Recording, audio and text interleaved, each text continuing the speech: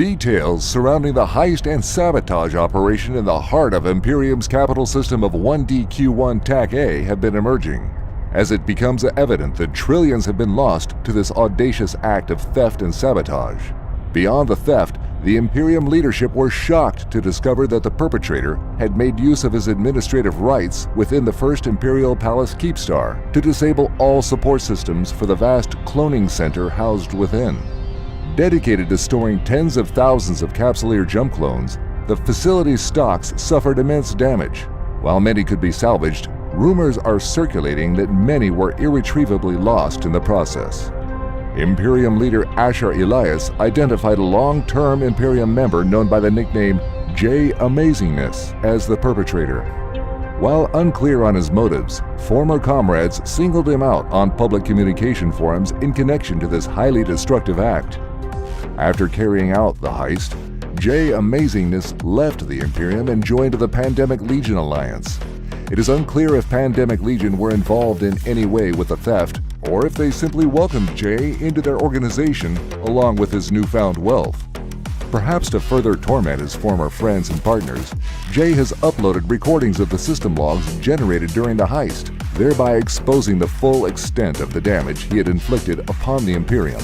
His motive still remains unknown. After delivering their ultimatums over citadels anchored close to Jovian stargates, the Angel Cartel and Garistas pirates have made good on their threats. A series of attacks were launched over several days, ultimately destroying the Astrahus owned by the Decoy Alliance in GTAC Null Q86 and the Fortizar operated by the Initiative Alliance in Alsavoinen. Despite warnings that their citadels were too close to Jovian stargates leading to Zarzak, both owners refused to comply with the removal demands, triggering the pirates' assaults. In a show of collaboration with the Angel Cartel, Volta Alliance initiated a strike on the Astrahus, later teaming up with an Angel Cartel assault fleet to completely destroy the Citadel in GTAC Null Q86. On the other front, the Initiative attempted to mislead Garistas scouting parties into believing that their demands were being met and the Fortizar was about to be removed.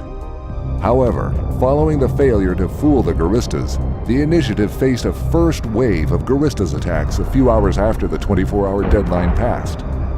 The Initiative successfully repelled the first Garistas fleet, mainly composed of Rattlesnake battleships and Gila cruisers. However, 2 days later, the Garistas launched a more formidable assault, deploying a larger fleet, including numerous Cayman-class dreadnoughts. Catching the Initiative by surprise, the Garistas dreadnoughts conducted heavy bombardments which reduced the Fortizar's shields to zero. A third attack was conducted the following day, and despite putting up considerable resistance, the Initiative did not manage to hold back the Garistas' onslaught.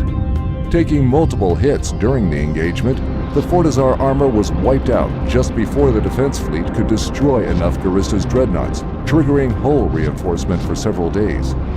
The fourth attack was conducted 3 days later, with the Initiative making no significant attempt to defend the structure, effectively abandoning the remaining residents to their fate.